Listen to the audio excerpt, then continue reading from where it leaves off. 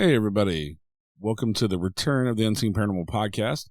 This will kick off the second half of our third season. We still got 25 more episodes to go in season 3. We just want to jump on here. And I took a little break, had a little vacation, so that was nice. And I feel refreshed and relaxed, ready to get on with more paranormal spookiness. A few announcements. Tennessee Haunts and Legends Expo coming up in October. But in the meantime, you can come join us at the Thomas House once again, May 12th or 13th. You get to pick the date that you want to be there. We will have special guests, Brittany Clark and Bob Hicks from Tales from the Dark podcast and the hit documentary film Phantom Farm. They will also be guests at the expo, but you can come hang out and investigate with them at the Thomas House, May 12th or 13th. Tickets are $125 a person. But you get a room for the night, you get dinner, you get the all-night ghost hunt, and breakfast the next morning. That is in Red Bowling Springs, Tennessee. Jump on over to our Facebook page, and you will get all the links and the notes on all that good stuff. So keep on the lookout. We'll have plenty of other events coming up this year. And like I said, in October, mark your calendar, October 21st at the Nashville Fairgrounds. We will be doing the Tennessee Haunts and Legends Expo with lots of speakers and good things like that. So I think that's all the housekeeping, but glad to have y'all back. And we'll be running new episodes every Wednesday per usual until the season's over. Enjoy this awesome episode. It is a good one, a great story. Her book is amazing. And we'll see you next time.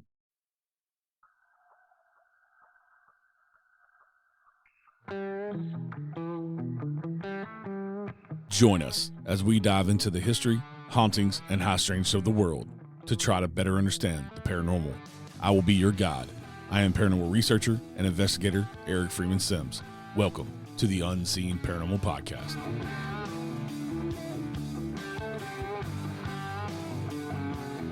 Hey everybody, welcome back to the Unseen Paranormal Podcast. Today we're chatting with author Danielle Oberosler. Danielle is a career tattooer and has written as a columnist for Skin and Ink magazine.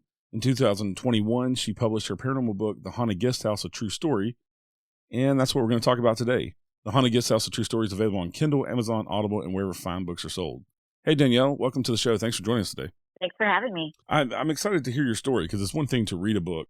It's different to hear it from the person, you know? Oh, I know. Yes.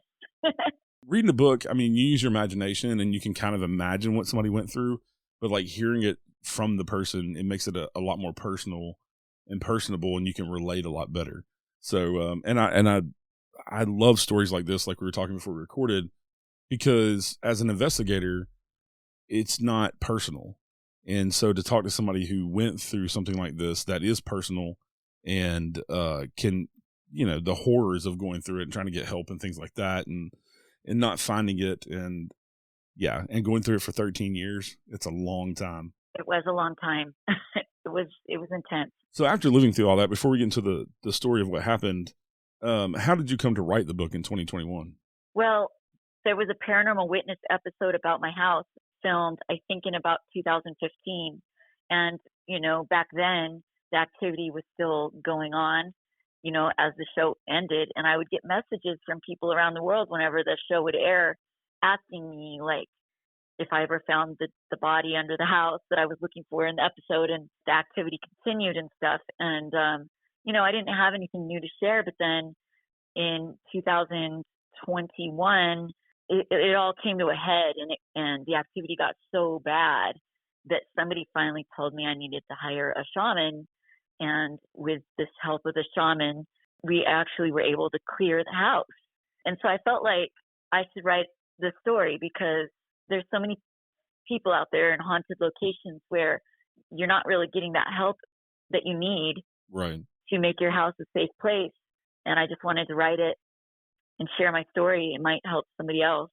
Yeah, and also going through this as a single mother and trying to protect your kids and work, and you're worried about this, and it's way more added stress than what anybody really wants. Through life is tough enough sometimes without the added stress of trying to protect your kids and trying to protect yourself, and from something that it's hard to battle and you can't see.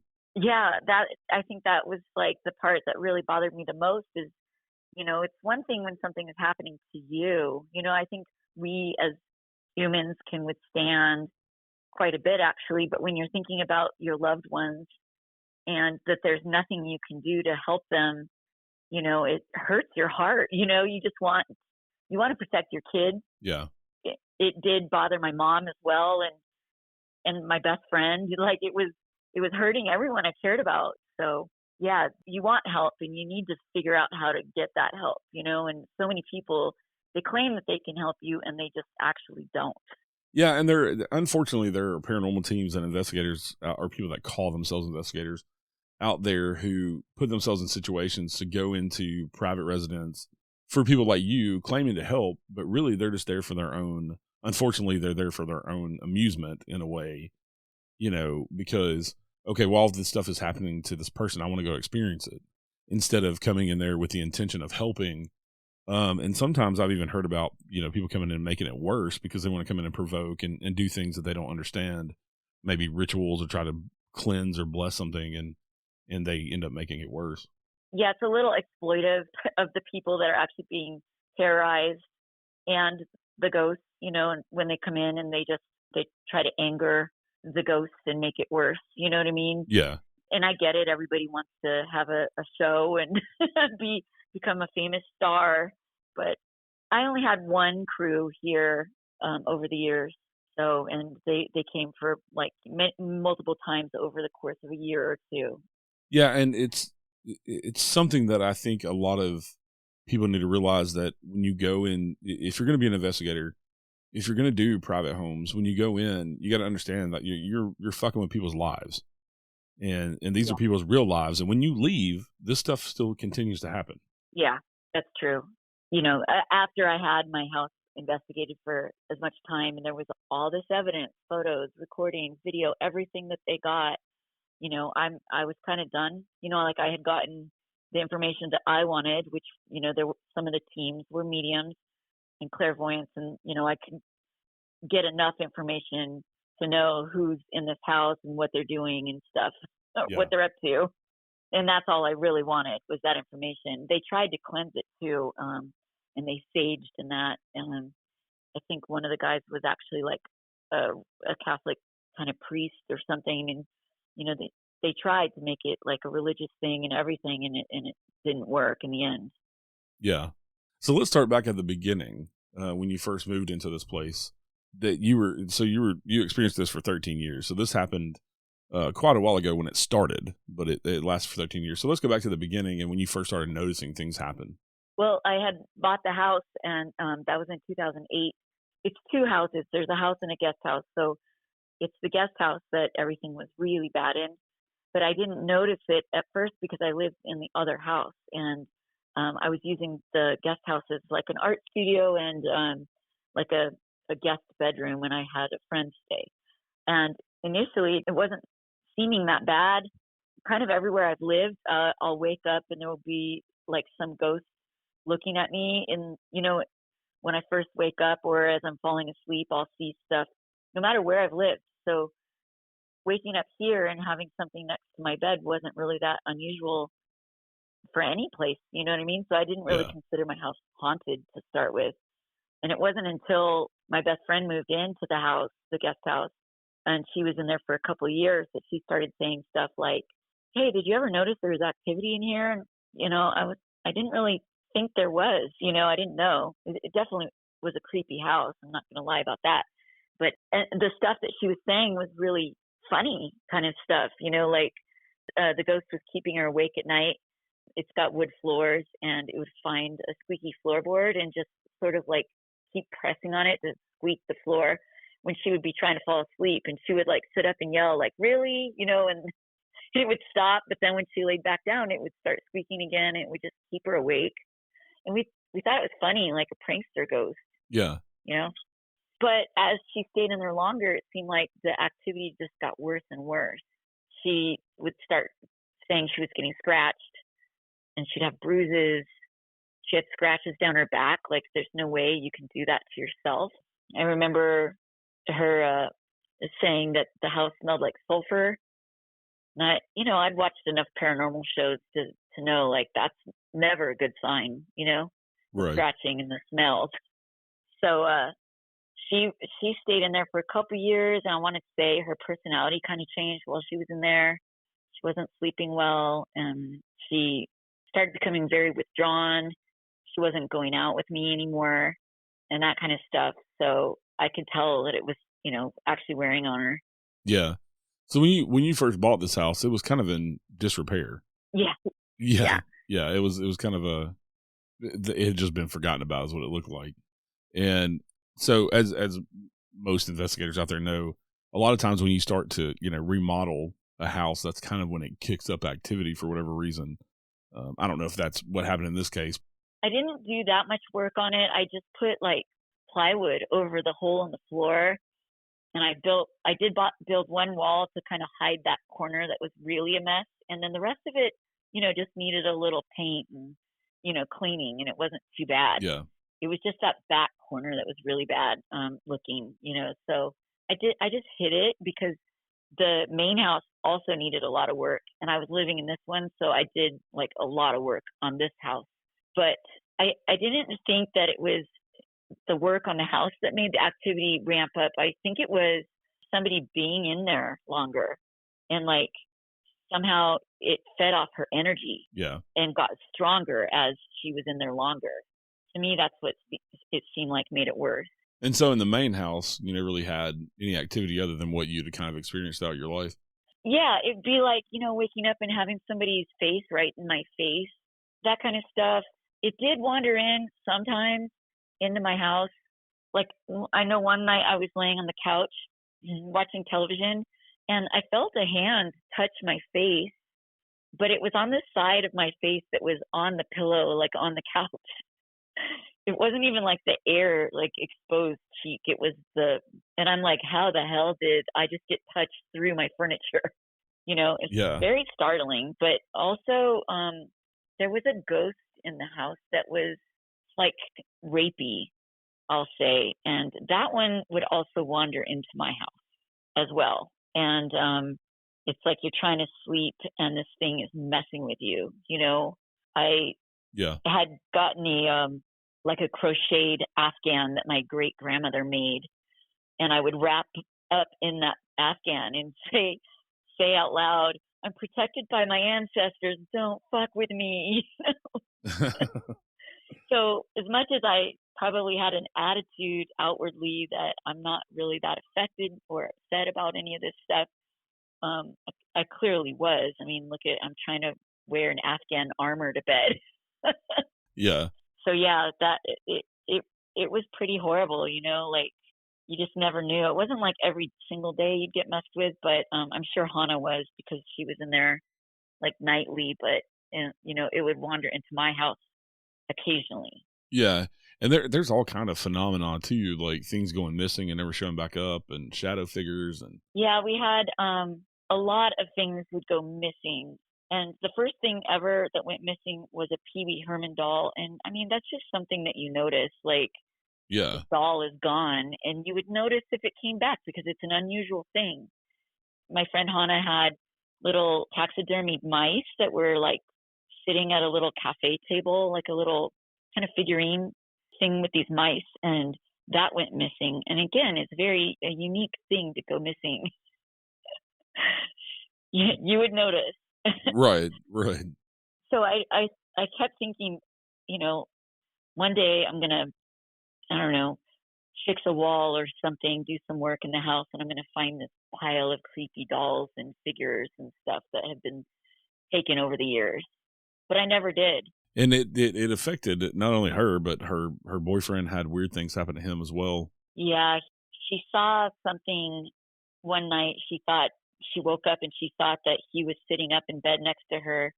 And then she realized that he was laying down sleeping, and something was like sitting and then laid down into his body. She saw it, and then like immediately he woke up with a start, like when you wake up rough from a dream. Yeah. And he said something like, "Oh, I must have had a bad dream or something." But she was like, "Are you okay?" Because she saw that thing lay into him. And he ended up getting a little bit, I don't know, psychological problems afterwards and stuff.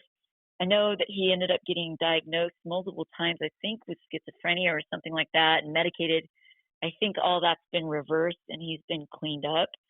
But he had like years of difficulty. And And when they broke up and everything, I mean, he ended up taking a gun and putting it in his mouth, and he was like running the shower, like he was in the shower, like he might just kill himself and everything. It was, it was really bad. Yeah. So I think he's doing better now. He's messaged me. He doesn't mind that it was included in the book. Yeah. And I mean, was he known to have any kind of issues before staying at the house? And you mean before the thing laid into him? Yeah. I don't really know. He moved from another state here, and I didn't know him before he lived here. So I can't really say. I don't know. If somebody did have issues before moving in there, I can't imagine that house would have made anything better for them. Yeah. It just would have piled on top. Yeah, just exacerbate any issues going on, especially with like an attachment that's negative all the time. And yeah, that type of stuff. Yes, definitely. I feel for everyone that went in there and stayed in there and were harassed in such a horrible way. Yeah. My daughter and I actually had moved in for a few years at my mom's house across town because my stepdad had passed away and we didn't want her to be alone. And the activity from my guest house went over to her house. And it was kind of crazy because, well, I guess I'm kind of jumping ahead. We had the house investigated before this for about a year with a whole team. We had mediums in there. We found out that the ghosts were, like, there was a biker ghost, and he was really mean. He had killed a few people in the house. Wow. One was his girlfriend.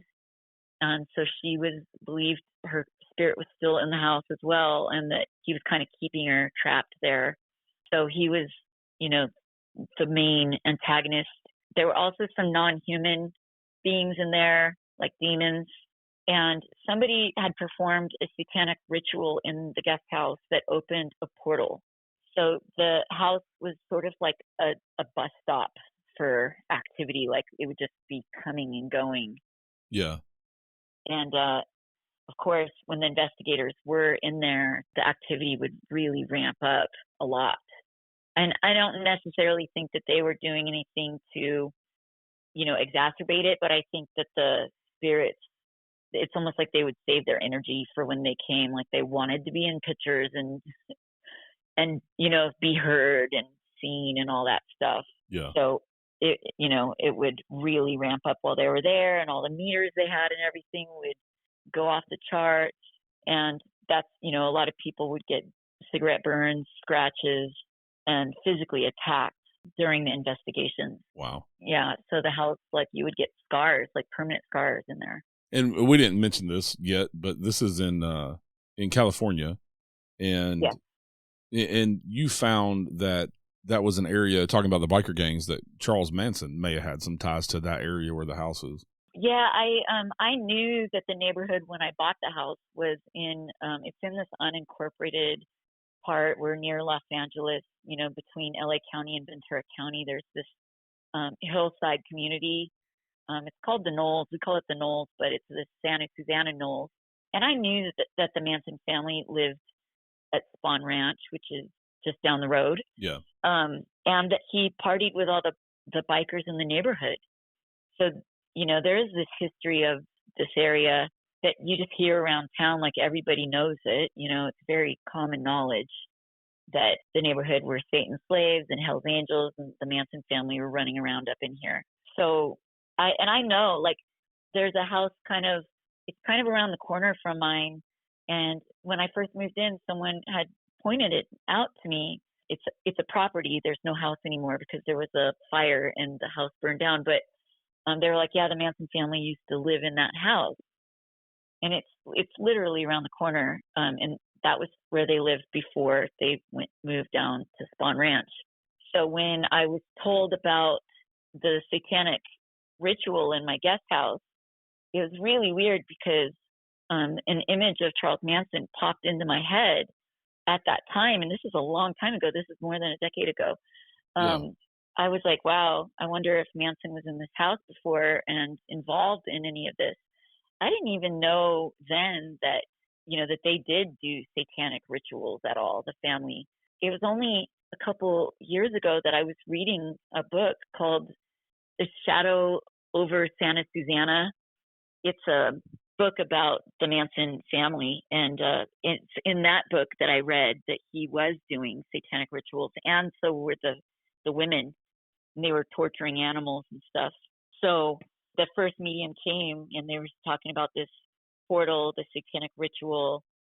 She said that I had something in the dirt under my house, that she couldn't cleanse the house because the spirit was earthbound.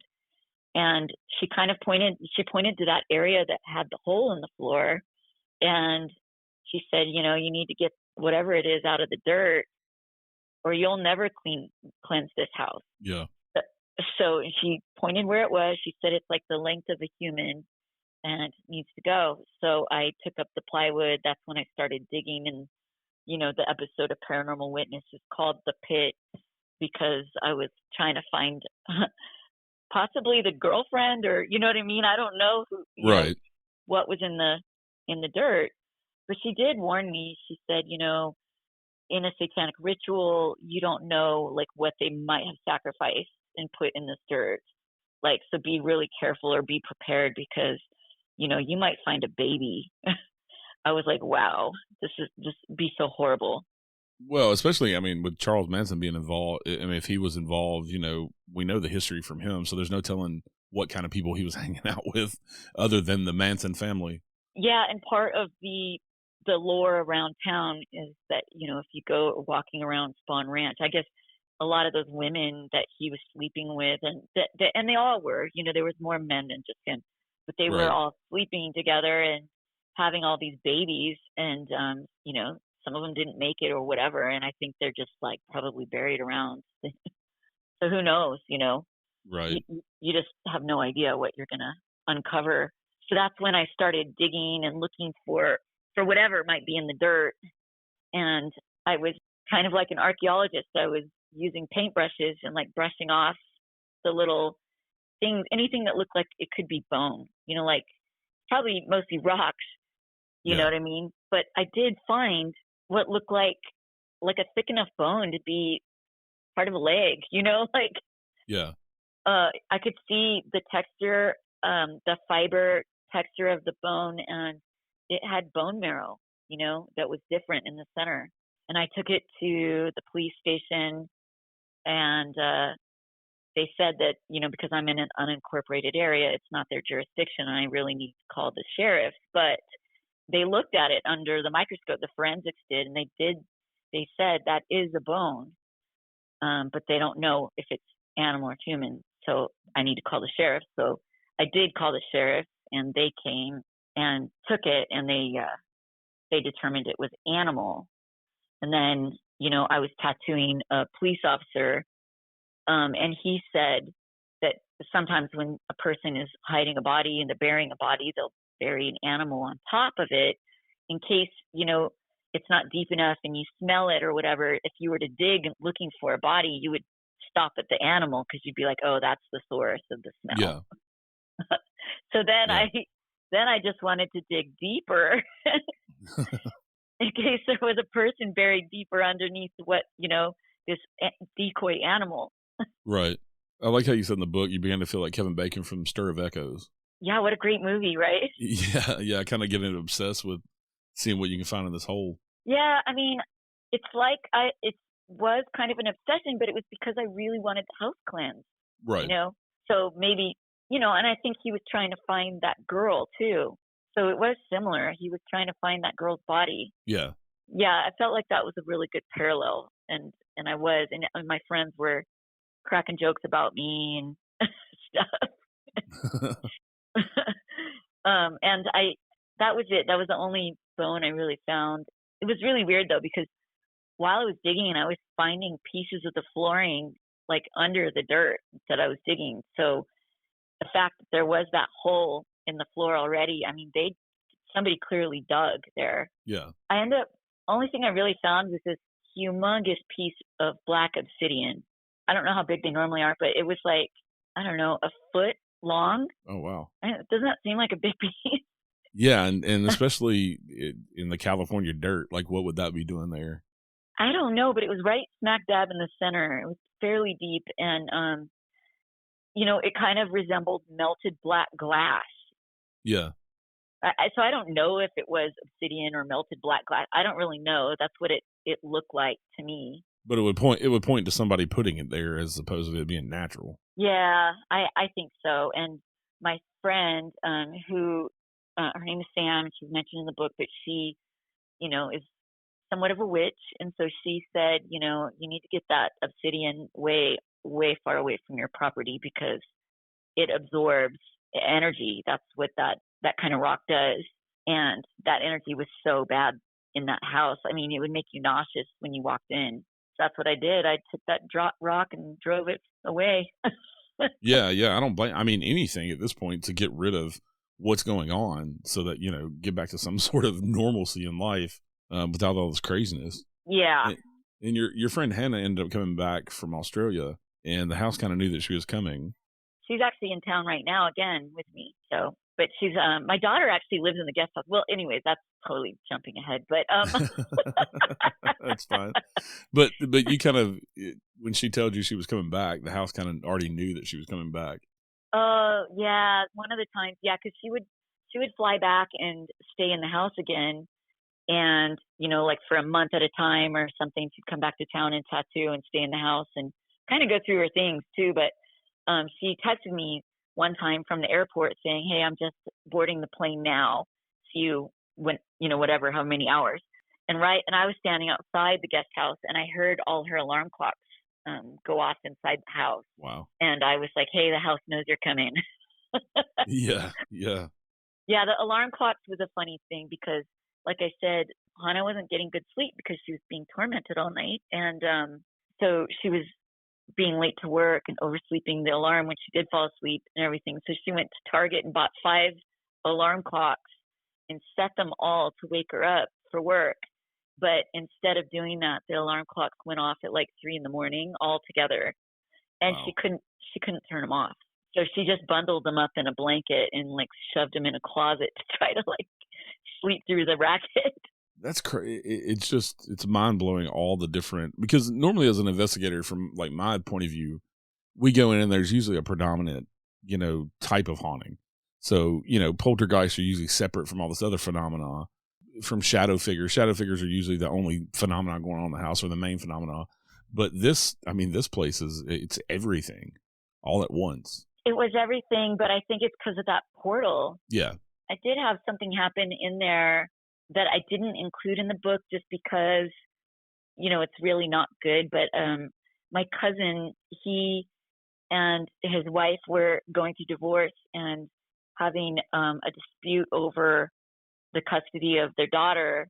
And in this dispute, they were trying to get restraining orders and all this, but they ended up in a physical fight. And my cousin ended up stabbing his wife, and she died. He's in prison, but his mom came to have a visitation with the granddaughter, and they stayed in my guest house. I didn't tell my aunt that the house was haunted, and I tried saging the house before she came, and I was talking, saying, "Hey, be chill, don't mess with my aunt," and she slept in the house. She tried to sleep one night in there, and it's like the mom, that of the little girl that was killed, she popped in, and my aunt, I guess, saw her in a dream. It was like she was dreaming, but she saw, I think her name's Melinda, say something like, "I get to see my little girl tonight," and then her face morphed into a demon face, and it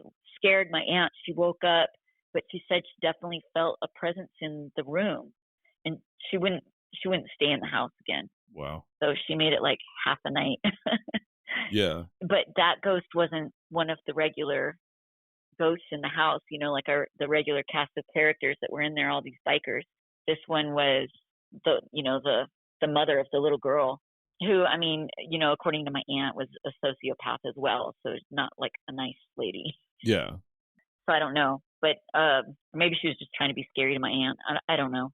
But it's interesting that she said, "I get to see my little girl tonight," because that portal, she was able to see. I don't know. I think she could see her anywhere anyway, but. Yeah. The other thing that I find fascinating, because a lot of times with haunted individual houses, it's usually centered around 1 or 2 people. But some of these houses, like you're talking about with the portals and maybe some sort of evil activity going on, maybe some kind of inhuman haunting, it tends to affect everybody. Anybody that goes in them, especially if you're a sensitive, you're definitely going to experience things. But it's because, most haunted places I go into, they prefer one person over another than kind of just affecting everybody, or everybody seeing stuff and things like that. I mean, I didn't realize that my aunt was sensitive. You know, she never talked about it, so I didn't know, but she clearly is. And then she wouldn't stay in there again. But I mean, I've had other people go in there who don't believe in ghosts and stuff, and they've crashed out and not had any experience. But I think they're also a really deep sleeper. I think people who are a little bit like more of a light sleeper, like in the show, and it's in the book too, Roy Mayorga, who was the drummer of Stone Sour. Yeah. Him and his wife and child slept in the house, and his wife slept through everything, but he heard walking around, and then it's like the ghost lifted the bed and slammed it down a bunch of times and just shook him while he was wide awake, and his wife slept right through it and didn't have any experience at all. I mean, she did, she just doesn't know it. Yeah. Well, that makes me think, like, with something evil going on, that maybe they do that on purpose to try to make the other person feel crazy. You know what I'm saying? To cause more fear and things like that, because I think, we have more fear when we're alone in a situation like that than if we're with somebody else. You know what I'm saying? Yeah. And so maybe they do the things like that on purpose so that, and also maybe they know who they can get more energy out of in the form of fear than other people. So somebody just mentioned to me, so there's been 3 cults in this area in the past, which Manson family would be one of them. But there's been 2 other cults in the neighborhood, aside from the bikers. Somebody I was talking to recently, they're very clairvoyant, but they were picking up that my house is on a ley line. Because I was starting to wonder if maybe this neighborhood is a vortex, or something's going on that's attracting people that are sensitive, basically. I don't think that it's necessarily a negative energy vortex, but I think it's an energy vortex of some sort, and that it could be drawing people around that they may, misbehave with the energy, like, of course, Manson did. But he was saying that it's a ley line, and that he believes it runs towards Pasadena, where there's some hills there that Aleister Crowley and L. Ron Hubbard went into that area, and they opened a portal there that's called, I think it's called Hell's Gate or something like that. He thinks my house is situated on the same ley line. So it's kind of interesting. I still learn so much, like, all the time. My house has a lot more going on than just ghosts, Right. Well, and also, I mean, there are places, around the world, kind of like, you've heard Skinwalker Ranch. There's a place called Bridgewater Triangle up in the New England area. There is the what they call the Alaskan Triangle, and these places just seem, for whatever reason, to have crazier amounts of weirdness, high strangeness, paranormal going on than other places. Whether it's kind of an energy vortex, like you're saying, or ley lines, or haven't quite figured it out. And maybe this is just one of those places that because, and maybe it drew all those cults and things in, and people doing rituals because of the energy. Yeah, I don't think it's a negative energy per se, but I think it is energetic, and that somebody could come in who's sensitive and do their weird stuff and make it so much worse. Yeah. Well, and also I've been an empath my entire life, and for me, just a brief overview, for me, it's not so much dead energy that I'm good with. I'm good with living people's energy and feeling that and that type of stuff. But also with dead people, they're attracted to me, and I've always said it's people like us, and like you're sensitive. You've seen things your whole life. Yeah, we're like a lighthouse on the dark. Yeah, and so a beacon. Yeah, and so they notice that we can notice them in whatever way, whether you see them, hear them, any kind of whatever abilities that you have. Yeah, they see us, and so they're drawn to us because maybe they other ghosts can't see each other and they feel alone or whatever, or they feel that you can help them move on or whatever reason. Yeah, I don't know. I know that they can tell. I think it has to do with possibly the auras and stuff, who is more sensitive. I Yeah. don't know how they know, but yeah, I believe it is something like a beacon that if you shine into their dimension a little bit, they might follow that light. Yeah, and then you pair that with like any kind of vortex. You know, if you have like a ghost superhighway coming through your house, Yeah. and you have sensitive people, yeah, it's gonna be it's kind of a perfect storm of insanity. Yeah. Well, it's funny because I do think that everything happens for a reason. Yeah. Um, and so, like I said, the energy did ramp up. It did get a lot worse, and it was attacking me, my daughter, and my mom. And my daughter, like, we weren't getting any sleep at all. My daughter started spending the night out at friends' houses because she could, just to try to sleep. But even when she'd go to another house, the activity would somehow be still bothering me and my mom and go attack the family where my daughter was staying too. Wow. Yeah, so I was so confused about how is it, is it attached to me? Is it attached to her? What the heck is going on? Like I just Yeah. I couldn't really figure out what was happening. We tried to do a thing because, you know, the house here has been cleansed many times and the activity never went away, and I was under this idea that it was because this something is earthbound. I don't know where, but the person might be buried here or whatever, and that's why we can't cleanse it. But when it traveled across to my mom's house or somebody else's house, I kept thinking, well, shouldn't we be able to cleanse this house and kick it out? Like it would have to Right. go back to my house where the body is or whatever. Right. Right. Why isn't it? And it wouldn't work. We couldn't sage it away anywhere else either. We couldn't do any sort of protection, magic, whatever. I did do one magic spell. Somebody gave me a candle and told me what to do, and I did it, and it worked, but it didn't get rid of them. It just trapped the ghosts and demons upstairs so we could sleep downstairs for one night. Well, actually, I was sleeping in my RV. I actually set up my RV in front of my mom's house. We tried to sleep in the RV, and it came out there and bugged us out there. And so I did this magic spell. I trapped the ghost upstairs, and when somebody got up in the morning and stepped over my salt line and where I had burned the candle and everything, Yeah. the ghost came immediately. It was so weird. I felt where your third eye is on your forehead. Yeah. It felt like my forehead was pulling towards the house. It woke me up. It was like 5 a.m, but I knew somebody stepped over that line. And then instantly that biker was over me. You could smell him. He smelled like mildew. He had a different smell than the sulfur of the Yeah. other stuff, but he smelled like mildew. And he was putting these images in my head of me trying to drive my car and him and I fighting over the controls of my car, and that he was threatening to make me crash my car, because of what I did with the salt and the candles. So I knew that I got away with it once, but I would not get away with it twice. And, I couldn't continue to mess around with stuff I didn't know what I was doing, Right. But that was so interesting because I didn't even know magic was real. I learned so much from this house, but that is when I ended up getting a shaman involved. Actually, I hired 3, and one charged me so much money, $2,000, and the other one was $200. But the thing is, the first shaman, he had me go to him. He wasn't coming to my house, so that's why I was like, I don't know what that's gonna do. Like, my house is haunted, and Right. that's why I booked the other shaman that was like super expensive because he was gonna come cleanse my mom's house, cleanse my house, cleanse the guest house, and all that. He said he'd close the portal and everything. And I'm like, all right, $2,000 worth it. Right.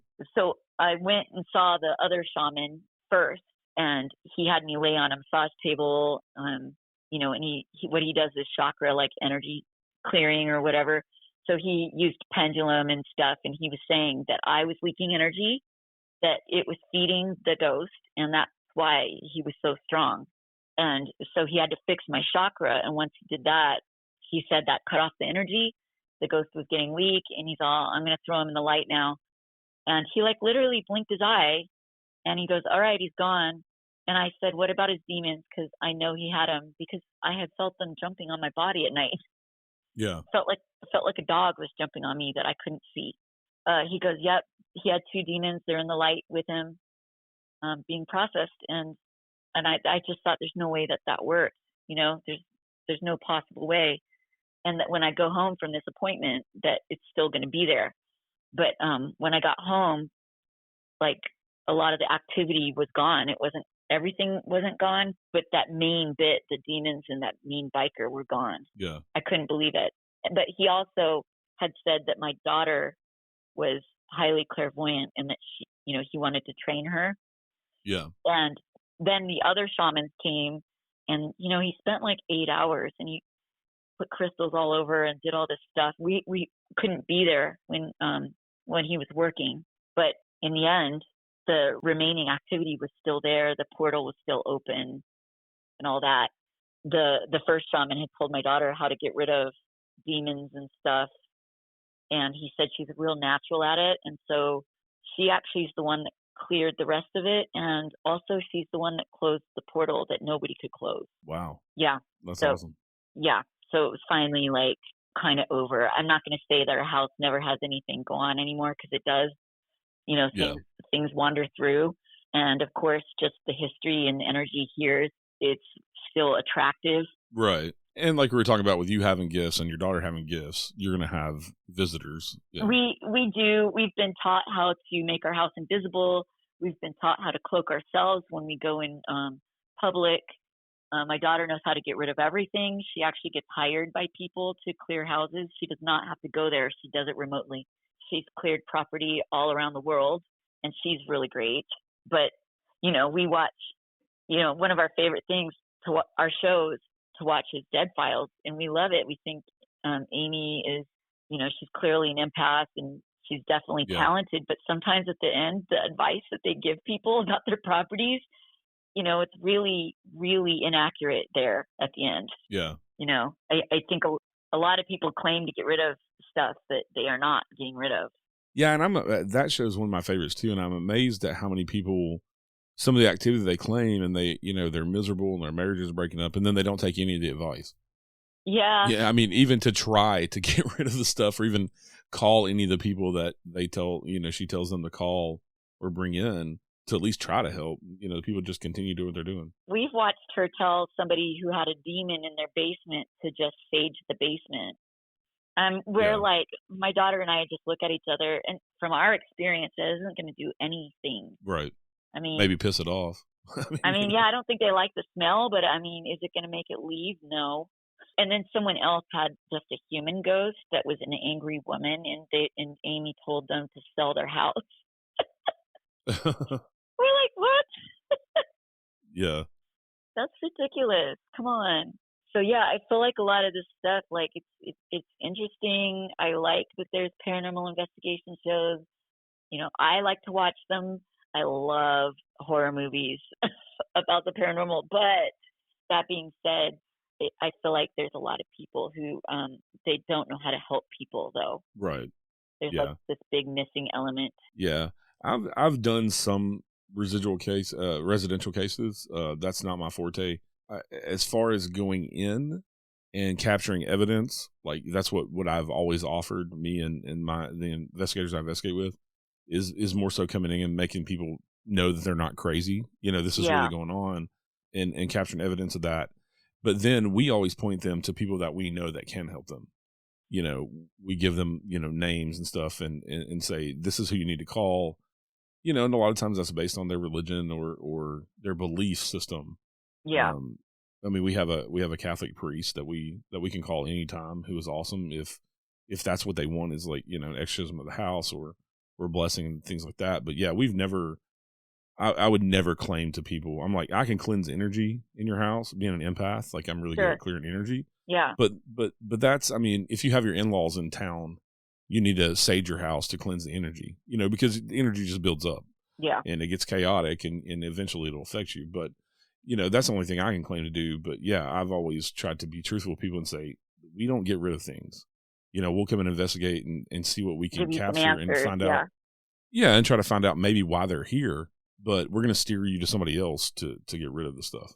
And I think there's more teams out there that need to be that way. You could throw my daughter in your list of contacts because she doesn't have to go there. She can remote view and clear it like real easy. Yeah, that would be awesome. We actually we had an investigator crew around here, around the Los Angeles area, that have wanted my daughter and the shaman that I see now, which I've been seeing him for 2 years because he's so great. Yeah. And his name is Michael Shaman, if anyone's in the LA area listening to this. And then my daughter Morgan. So they wanted the shaman and my daughter to go on investigations with them. And at the end, when they were done collecting their evidence or whatever, they wanted, them to clear the house. Yeah. Well, the scheduling kept getting so messed up, and my daughter could see that the woman and her son are being tormented so bad that she ended up just throwing the worst of the activity out of the house, like into the light, even though they haven't gotten in to investigate, just because we can't let these people suffer for months, Right. Just not ethical. So you used to own the house and the guest house? Yeah, and we do live here again. Now that my daughter is actually living in the guest house, she's closed the portal. She had to close it in 3 dimensions, not just in one. And she works to keep it closed. Because I think it's like a weak spot now, if you can understand that. Like, the seam's been ripped there, so she has to enforce it, I think. Yeah, keep reinforcing those boundaries and keep that protection up.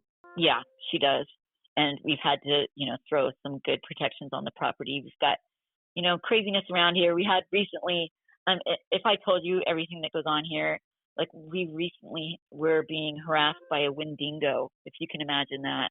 Oh, wow. That was really horrible. It was kind of scary. We had to throw a crazy protection on the house that night because it was ramming our trash cans outside the door and everything. It was so mad at us.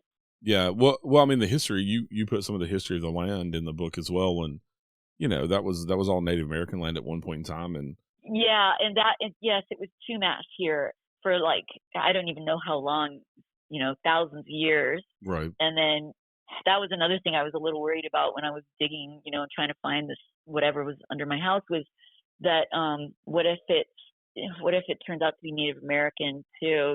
Oh my God, this is gonna be bad, Yeah. Yeah. So anyway, we actually had one of the biker ghosts that stayed behind while the house has been cleansed, and he's been fairly protective of my daughter, Craig. And if anyone messes with my daughter, he goes and makes their car break down and stuff. Gives them a hard time. He breaks their air conditioning and stuff. Wow. It's kind of funny that he's very protective of her. Yeah. And he usually doesn't like people right away. And we think that the person seems pretty good, and then they turn out to be a crappy person. Yeah. And he was right from the beginning, so it's like he seems to know better than us. Yeah, you might want to pay attention.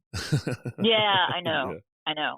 So he was great, and and then we did have Charles Manson's ghost here recently for about a month. I woke up, I saw him floating next to me in bed or above my bed, and I did draw him, so I saw a print of what he looked like as a ghost. He was in his 30s. He looked like about when he was arrested, before he had the tattoo on his forehead. Yeah. A little bit longer hair, younger, and all that. But he was here. He kept messing around with our doors, and he thought he was really funny and all that. My daughter was not that amused with any of his pranks, but yeah, he moved on. I think he pops in occasionally. He always hears when we talk about him. So yeah. That must have been get you awake really quick to wake up and see him. Yeah, he was around for a few weeks. That's how we learned that the Manson family, they were squatting in the guest house before they went to Spawn Ranch. Yeah. I didn't know. It wasn't disclosed to me ever because they didn't fill out a rental agreement or anything. They were literally squatting in there. But we heard it from him because I was like, why is he here? I get it that he likes the neighborhood and everything, but why is he in our house for so long? Right. And Morgan's like, oh no, he lived here. I was like, you got to be kidding me. I felt like, that was rather intuitive of myself when I saw him involved in that portal, that satanic ritual from the beginning. Yeah. That I'm sure he was. But he's actually learning. He's trying to clean up some of his karma, and he's trying to learn. And he's much more chill now than he was initially when he was here. Right. So yeah, so it just keeps going, and so is life. I mean, open you up to the paranormal. I mean, it's one of those things, and I forget who the quote comes from, but it's a famous quote saying, once you peer into the abyss peers back to you, appears back into you. Oh, for sure. And yeah, that's how I've been my whole life. I've experienced things my whole life, and it seems being an investigator for so long as well, it just kind of ramps up sometimes depending on where I'm going and what I'm doing. But yeah, I have things happen all the time in my house, in my life, Yeah, well, that's the thing. Your mind is opened. You understand this is all real, and then once you kind of open up that door, it's just kind of it doesn't close. But like my daughter, she can remote view a house, but that whatever the beings are that are in that house, when she's looking at them, they look right back. Yeah. She opens up our home to attack because she's looking at their home, Yeah. We've had more than one time where things have come here from looking at them, remotely. So, she doesn't charge that much to clear a house actually, but, it is a risk. Yeah. For her and for our home. Yeah. To put yourself out there like that. Yeah, for sure. Yeah. But it's worth it because she's really good at it, and it's done in 1 second. Like, your house is clean. Yeah, that's pretty awesome to have those gifts come to light, and through all of this craziness, learn how to use them. Exactly, that's what I'm saying. I would have never sought out a shaman if I didn't have this experience with this house. Yeah, you wouldn't have learned about Morgan and her, her ability if not confronted. Right. Well, we just touched the tip of the iceberg with everything that happened, everything that's in the book, and people need to go out and pick it up. It is available on Amazon, Audible, and Kindle. And y'all go out and pick up a copy because it is an awesome book. And I love how you wrote it. It is straight and to the point. You talk like a normal person in it, And yeah, thank you. I did have to it was sort of a exercise in memory and recall. It was like trying to remember how it all happened in a chronological order, Yeah, and also I think these books are needed in the paranormal. I think we need more people telling their stories like this because it does help people who are going through this, at least, if anything, to give them some hope that there is help out there, just finding the right person to help, and that they're not alone and they're not crazy for all the things that they experience and go through, and that there are people that can help them. Yeah, I since the book and since all this with the haunted house, now I have a blog where I still upload current events on that because it runs the gamut from fairies to aliens to whatever. Yeah. So that I still am experiencing now because it's just like I said, that door got opened and now it's just everything. So I do have a blog called The Same Wave, and I've got that up, and then I also now I'm hosting a channel on YouTube called Unordinary Made Ordinary, where we interview all sorts of people with varying experiences, a lot of near death and astral travelers, So I think it is important to make these things, a more ordinary topic, Right. Yeah. Because it's all real. Yeah. And that's I've taken that stance. When I was younger, I was kind of a little more arrogant about, oh, this is what I know. And then, no. Now that I've gotten older, it's like, no. And I never discount anybody's story because I've seen crazy shit myself, and I don't want anybody to discount, things that have happened to me. And why would I discount, something that I've never experienced just because I haven't experienced it? Yeah. Well, there's a lot of people who they have that idea, like they'll believe it when they see it. It right. has to literally happen to them. But honestly, I wouldn't want to go through what I've been through just to believe in ghosts. Right. Yeah. Yeah. I also don't want to have a near-death experience. Right. But I want to listen to yours. Yeah. If you've had one, I want you to educate me. Yeah. Yes, please. I'll just listen to you, and I'm going to believe you. Right. Well, thank you so much for coming on and chatting with me today. I really enjoyed the conversation, really enjoyed the book. And like I said, people need to go out, and I'll put all your links in the show notes so people can check out your blog and the YouTube channel as well. Thank you. Yeah, I'll send all that to you in Messenger so you've got it. All right. Thank you so much. Thank you. All right, everybody. Stay safe out there. We'll see you next time. Have a good day. Thank you for listening to the Unseen Paranormal Podcast. Join us next week for an all-new, amazing guest. And in the meantime, please go on Spotify or Apple and give us a rate and a review. And go over to YouTube and hit that subscribe button. Also, if you would like to submit your story, you can email it to unseenparanormalpodcast@gmail.com. And you can remain anonymous if you like. Once again, thank you for listening. We'll see you next time. Stay safe out there.